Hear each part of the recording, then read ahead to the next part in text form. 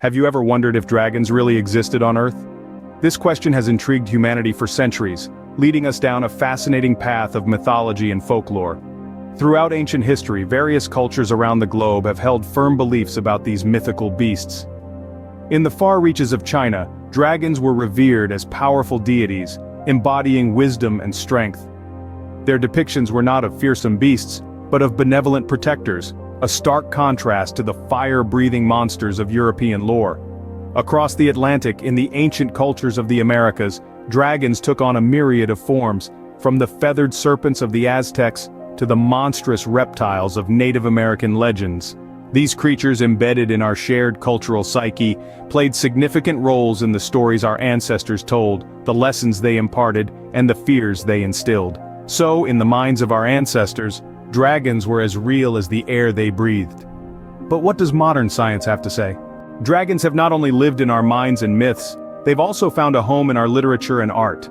From the ancient Greek epics where dragons were often portrayed as monstrous serpents guarding treasures, to the medieval legends where they became symbols of chaos to be vanquished by valiant knights, dragons have been a constant presence in literature. In art, their depictions have been equally diverse.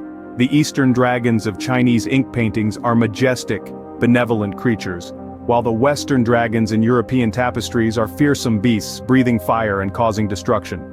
Over the centuries, the image of the dragon has evolved, often reflecting societal changes.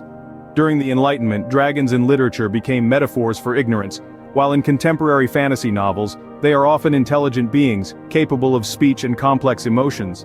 From terrifying beasts to benevolent symbols, dragons have morphed throughout the centuries. But could they have been more than mere figments of our imagination? Enter the realm of science, where the line between myth and reality blurs. In our quest to decipher the mystery of dragons, we turn to the world of scientific theories and fossil evidence. Let's dive into the intriguing hypothesis that dragons might have been real creatures, not just figments of our ancestors' rich imaginations. One theory proposes that dragons are merely misinterpreted remnants of prehistoric life. Ancient people, unacquainted with the concept of extinction, might have stumbled upon dinosaur fossils and conceived them as dragon bones.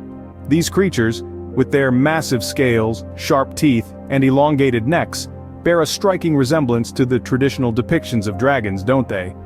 The Protoceratops, for instance, a dinosaur species discovered in Mongolia, had a bird-like beak and a frill on its back, which could easily have been mistaken for the horns and wings of a dragon. Similarly, the pterosaur, a prehistoric flying reptile, aligns well with the dragon's winged image. Another theory suggests that dragons are composites of several animals.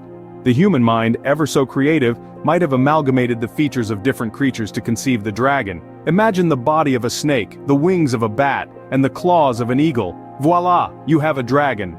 But what about the fire-breathing aspect? Well, some attribute this to our ancestors' encounters with creatures like the bombardier beetle, which ejects a hot, noxious chemical spray from its abdomen when threatened. A little bit of imagination, and you have a fire-breathing dragon.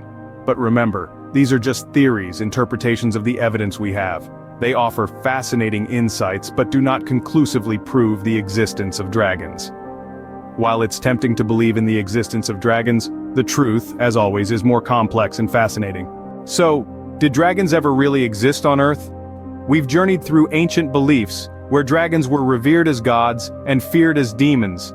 We've explored their vivid depiction in literature and art, where they've been immortalized as symbols of power and wisdom. And we've delved into scientific theories, examining the fossil evidence that may have inspired these fantastical creatures. Yet the answer to our burning question remains elusive.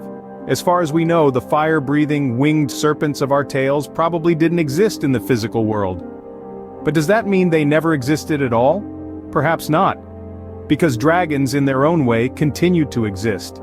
In the pages of our books, in the strokes of our art, in the depths of our culture, and in the corners of our imagination.